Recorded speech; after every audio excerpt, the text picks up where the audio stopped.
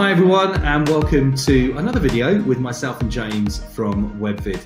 This time discussing something that is really front of mind, especially during COVID-19. So it's all about events. What's going to happen to events, physical events in 2020? And if physical events are not going to happen, how do you best switch to digital, and what are the things to think about? So first, James, we've been talking about this a lot internally and externally with clients. Your opinion, physical events in 2020, what's going to happen? Well, you know as well as I do, and I think the general consensus is that nothing is going to replace a physical event. People are always going to want those. However, it's incredibly difficult to foresee a scenario this year, even if it was at best case, where you're going to be able to have an event that's 500, 600, 1,000 people. There's going to be a lot of logistical challenges around that, especially with social distancing and things. So it's difficult to make those long-term plans right now. And even that aside, even if we were in a scenario where everything was somehow magically okay, you're looking at a huge competition for dates and spaces and booking. So there's a lot of factors that are really going to be challenging going in towards the end of this year doing physical events. Yeah, I think that one of the most optimistic things I think you're going to think about at the moment is that the government is going to allow in the UK, and this is really a UK-based thing, this is all we can really focus on, will allow events of 500 to 1,000 people to go back to normal at big London hotels. And if your event, if they don't do that, and they say it's going to be like 100 people, then there's no way that you can leverage the 100 people to be in a space like the Grosvenor House Hotel in London, in the Great Room, which holds, 1,200-1,300 people, to make your event paid. So it's a really big bet at the moment. Lots of people are scheduling October, November, December for events, and I think it's going to be a really testing time. Personally, I don't think we're going to be back to that level in those 3 months, and I think it's going to be 2021 until we get back to the level to do 1,000 people at an event. Anyway, so that's our thought about physical events. Everybody is switching now or thinking about how to do a virtual event, turn it digital. So the part of this chat really is to look at our observations over the last couple of weeks, what we've been dealing with, what we've seen from other people, and kind of look at how we feel this piece is being covered, what's being missed, what's been done great, what's been done really badly. So, James, from your opinion, from what you've seen, and we're not going to mention, what these events are. What have you noticed? I think there is obviously always that varying degree of quality, but it depends on what your requirements for a project are. I think there has been a lack of human touch. I think it's very easy to put a presentation together and rattle through, here are your nominations, here's your winner. And I can understand, even if you're nominated for multiple awards, you're going to watch that stream. But I think it's going to be difficult to think about how that's going to work as a long-term strategy in the digital events sector. People are a bit forgiving right now, but I think companies are going to need to think more and more about working this into a longer term strategy. And you're going to need human element. You're going to need presenters. You're going to need more dynamic engagement with your audience, and just putting together a slick keynote or PowerPoint isn't going to be enough. It's got to be something that you want to watch. Yeah. Is competing for your attention. I think it needs to be thought of in the same way as TV. So it doesn't necessarily need to be how long it would be while you're at a physical event. It doesn't need to be an hour and a half. It needs to be a really well-produced piece that keeps the engagement level high. And we have seen some people do this. And you absolutely take your point of the human element.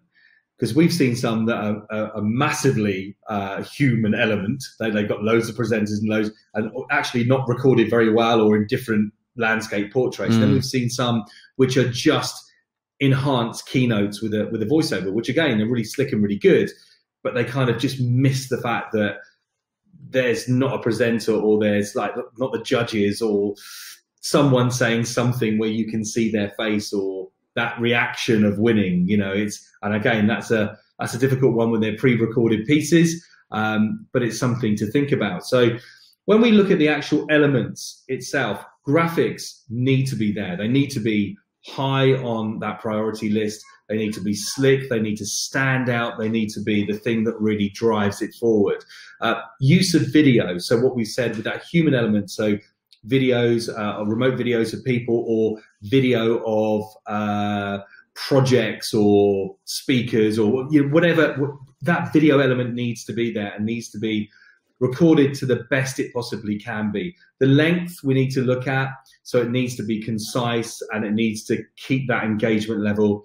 And then the use of social media, which some people have done really well. In fact, one of our products, CrowdScreen, which you can find out more about at crowdscreen.com, has been used in a couple of these social events, these virtual events over the last couple of weeks, and to really good effect. So that's keeping the brand going and the event going on social media. But you really need to think about that more. How can you create some elements that can be used pre-event while the event's going on, and post-event, keeping that chugging along, that reach, that marketability. And then we've got a couple of extra things, which I don't think we need to potentially talk about today, but there are a couple of extra bits that can be put on the top of those events that we've kind of developed over the last couple of days as ideas that bring that kind of physical element and that fun inside of a virtual event. And I think we'll do a video on that all in itself, because I think that really is kind of one of our big niches as an agency, that we can offer something like that. I don't want to give that away too much here, but it's worth checking out our videos on YouTube and on Facebook and on Twitter and on Instagram as much as you possibly can. One thing I'd like to kind of touch on is the cost, because we're speaking to a lot of clients at the moment, and a lot of people that are used to paying £50,000 to £100,000 for a physical event, and also leveraging the cost of people coming in, the sponsorship money to pay for that and to make profit on top. So, from our point of view, and we can talk, James, about our experiences in an agency and what we charge to clients. What is that kind of sweet spot for the cost for a virtual event, and kind of what do you get?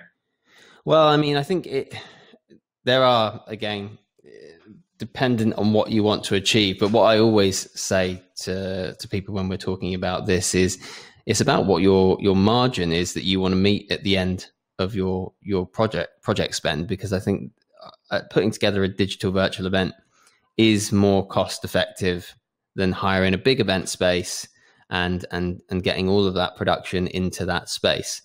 I mean, things kind of with us, you're sort of starting out in a region of like an 8 to 10K scenario if it's comprising of graphics and video, and maybe even a few social elements depending on what it is. But then it's a modular process. You can kind of add bits on as you go along, whether you want to do a social strategy, maybe you want to have some of the things that we've been looking at, which we'll go into in more detail in another one, but things, pre-event, post-event, those kinds of things. So it's more of an experience, and not just we're going live and it's going to be live for 45 minutes here and that's it.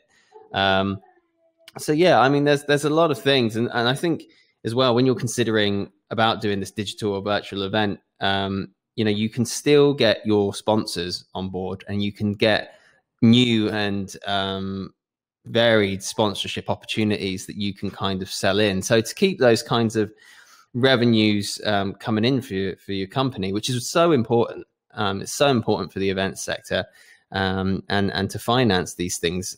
If you can't get 1,000 people in a room, you need to look at innovation and innovative ways, and that's certainly something that we're working towards with clients.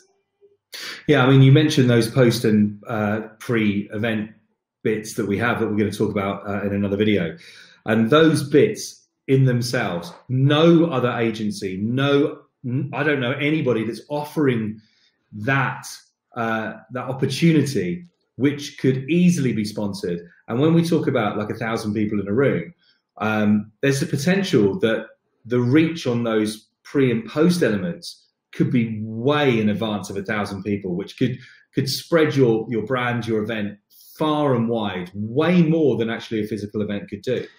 Yeah, it certainly, because I mean, obviously one of the limiting factors is not just the capacity of a venue, but also you've got such a high price point to buy in on a table at an award show or buy a ticket for a conference. And actually there's a scenario where you could actually get many more people involved from companies that are entering your award show or coming to attend your conference by doing it virtually than you would do having it physically. Now, it's not always going to be right for everybody. And I'm not certainly sitting here today to say, digital and virtual events are better than a physical event. But I think companies through this time and this experience, and certainly the challenging market that's going to be ahead of us all, will be looking at ways they can integrate this further into their strategy this year and probably going into next year. Absolutely. Thanks ever so much for joining me, James. Thank you so much for watching. Remember, you can get free elements for events on our website. Go into the latest news area. That's webvid.com. and go into the news area at the top. You'll see 10 days of giveaways that we did recently with PowerPoint and keynote presentations. Also in there, lots of really good, interesting news stuff and digital trends talks with myself and James. And make sure to check out our new animation on the homepage as well at webvid.com. Have a brilliant day, and James and I will join you soon.